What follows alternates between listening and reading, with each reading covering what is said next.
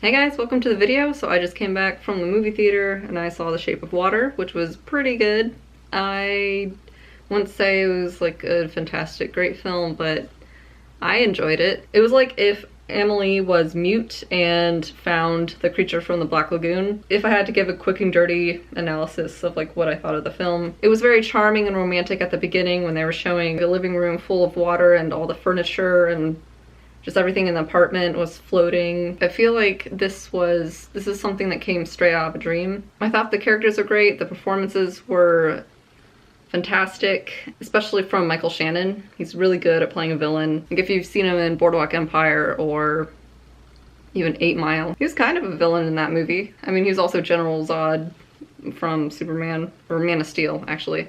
Like, just call it Superman. He's really good at playing this character that's like really intense and ambitious, and he has a mission either like from his job or just from, it's usually from his job. Like he's really kind of on the ball kind of guy. They focused on him a little too. It wasn't just about this woman and this creature. I like that Michael Shannon's character was very much fleshed out and you get a sense of like what this guy is and why it's so important that he needs to get this creature. Overall, I thought it was a pretty excellent movie.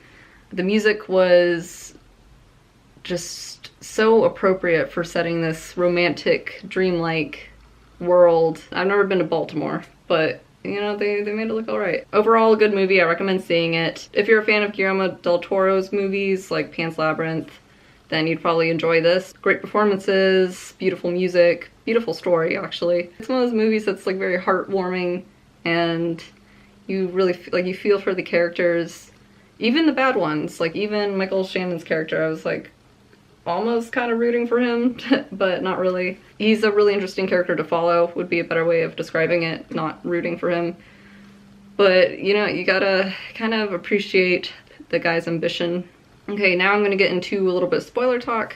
I'm not gonna go deep into spoilers. Well, actually, I can't make that promise now. I don't know what I'm gonna be talking about, really. I'm kind of just doing this all on the fly. So this was set in the 60s. Obviously there was like a little bit more like racial tensions in America, but the way they used it was to show like only like the bad people were the racists. Like, oh no, all the good sweet main characters, we want everyone to relate to them, and so like they're never bad in any way. It's like everyone else is bad and racist and homophobic. Like Michael Shannon's boss, General Hoyt, he was like, you see these stars, son? That means I can do whatever I want because I'm in the military. And kind of just like taking a jab at like people in the military, and it's like, all right, come on, yeah, okay, we get it. War is bad, government's fighting is bad and senseless, and Russians are coming in just to stop Americans from learning. They're like, well, if we can't have it, then no one can. I mean, obviously I wasn't around in the 60s, so I don't know what it was like back then, but I don't know if people would be overtly racist. Maybe back then. Like I said, I don't know. Yes, I thought that was a little like, come on, like, do we really need more of that? Like, you can't show that these people are bad in another way, but it didn't, obviously it wasn't a big part of the movie, so it didn't ruin much. I just kind of like rolled my eyes when it happened, like, okay, yeah. I just felt like putting my hood up. It's a little cold in here. What else can I say about this movie? Oh yeah, so there's a part where they're breaking out the creature. I thought of the scene from Splash when Tom Hanks and John Candy are trying to get the mermaid out of the lab. And they're like doing all these theatrics, like, oh my god, laser shot out of her eyes and she melted him. Like, oh, if they did something like that, it'd be pretty funny. But no, this is a serious movie. Obviously nothing like that happened. So Eliza, who's the mute girl, she's the main character, and she gets her neighbor who is supposed to like come and drive this laundry van for them to put the creature in and then drive away. So it's them two, and they're the only people in the plan to break out, to like free the creature from the lab. Then they just like run into other characters who are like, what are you doing? And then they're like, yeah, I'm totally gonna help you. Like Octavia Spencer's character, she's like, oh no, you're gonna burn in hell for this. And then at the last minute, she's like, oh, all right. And then they have the doctor there was a doctor who works in the lab who was completely aware of the fact that Eliza was like forming a relationship, or at least like communicating with the creature. And he was just like, all right, yeah, I'm totally okay with this. And he doesn't tell anyone. And then like when he sees Eliza, he's like, all right, yeah, I'm gonna help you out. You have no idea who I am. You don't know if you can trust me. How does she know? Like she put so much trust into this guy who just showed up and was like, yeah, I'm totally gonna help you. That was a little bit of a stretch for for me to believe that that would be a realistic situation. But I guess like, I don't know, if you're in like a high stress situation where you can get caught at any minute in this like government building and you're doing something totally illegal, maybe you would just go along with it, like, yeah, all right. But I find that kind of hard to believe that she would just be okay with accepting this guy who she's never really talked to. Yeah, I don't think they ever talked before. Like, they just kind of looked at each other. They never had any interaction before this moment where he sees her, like, obviously, like, I don't know, it was like as soon as he saw her, he understood that she was trying to release the creature. What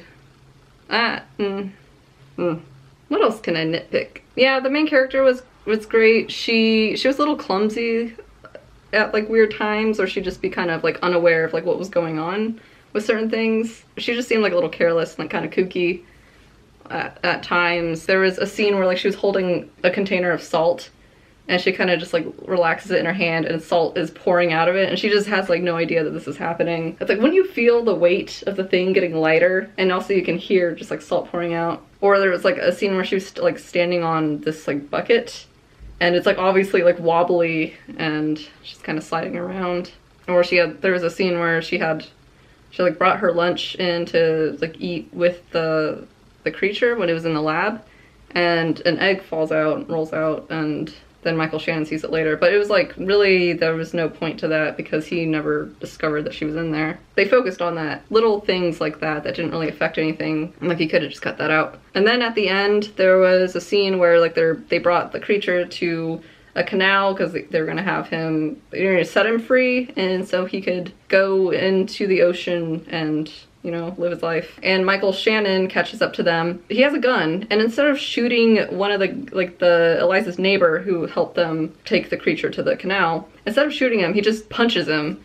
And then he shoots the creature and Eliza. Why didn't he just shoot the guy, the neighbor? I thought that was weird, because then like later on, the neighbor guy gets up and he hits Michael Shannon with a 2x4 or something. And I thought, like, why didn't you just shoot the guy if you were like willing to kill all of them? I don't know, to save bullets maybe? But he had to reload anyway later on. I guess these are just the laws of these kinds of movies. Like, the bad guy can't kill people who will potentially get back up and fight them, because you gotta have like a savior or a hero at the end to save the day and keep the bad guy from killing everyone. I don't know. Yeah, it was also very sexual. I wasn't expecting that, but I didn't really know too much about this movie going into it. I just knew that there was a creature and Michael Shannon was in it, and there was this woman who like forms a bond with the creature. So I didn't really have any expectations for the film, but I'm glad I saw it. It was beautifully shot, music was great too, and performances, like I said, were great. Yeah. Shape of Water. I would recommend it. Alright, so thanks for watching. Bye!